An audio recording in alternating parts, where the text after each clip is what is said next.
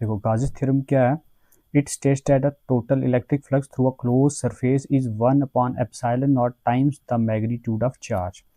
तो ये कहता है कि अगर मेरे पास कोई भी एक चार्ज पार्टिकल होगा तो उसके अराउंड आपने क्लोज सरफेस ड्रा करनी है। तो मैंने यहाँ पे प्लस क्यू चार्ज लिया, इसके अराउंड ये सरफेस एस ड्रा कर ली और ये क्लोज सरफेस होनी चाहिए।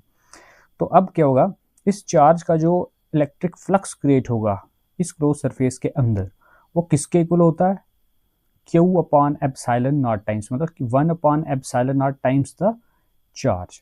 मतलब देखिए जो टोटल फ्लक्स होगा क्लोज सरफेस से वो होगा 1/ε0 times the charge enclosed by the surface. तो ये हमारे पास गाउस थ्योरम। इसी स्टेटमेंट को ऐसे भी लिखा जाता है, फाई मीन्स फ्लक्स, फ्लक्स होता है EDS के equal, electric field intensity into surface area equal to Q/ε0। अब इसका प्रूफ करेंगे। लेट अस सपोज हमारे पास एक चार्ज पार्टिकल है प्लस Q, कहाँ पे रखा आपने इसको, Q पॉइंट पे।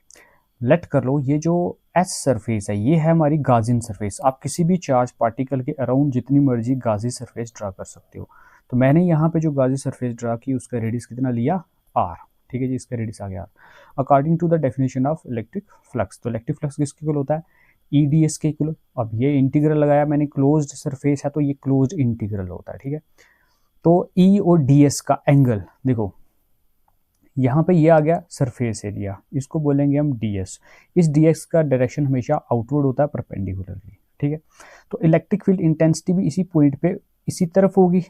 तो E और DS का डायरेक्शन दोनों का इस तरफ सेम है। अगर दोनों का डायरेक्शन सेम है, E और DS का एंगल कितना कंसिडर किया जाएगा, 0 डिग्री। तो E और DS इंटू कॉस थीटा, ये वेक्टर नहीं, तो अब थीटा मेरा कितना आ गया, 0 डिग्री। ठीक, तो कॉस 0 कितना होता है, 1। तो E की जगह मैं क्या लिख सकता हूँ, 1/4πε0 Q/r², साथ में DS का DS, इसकी जगह 1 आ गया। देखिए DS इंटू 1 DS ही रहेगा, बाकी सारी क्वांटिटी सेम आ गई। 1/4πε0 Q/r², ये कांस्टेंट है। इस पूरी कांस्टेंट क्वांटिटी को हम बाहर लिख लेंगे। इंटीग्रल होगा सिर्फ क्लोज्ड इंटीग्रल किसका, सरफेस का।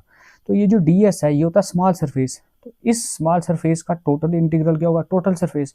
और ये जो टोटल सरफेस है ये है स्फेरिकल, तो स्फेयर का टोटल सरफेस एरिया कितना होता है, 4πr²। तो यहाँ से ये 4π कट हो जाएगा, r² कैंसिल हो जाएगा, मेरे पास बचेगा 1/ε0 इंटू Q। तो मैं लिख सकता हूँ Q/ε0। ये है हमारी गाउस थ्योरम प्रूव्ड।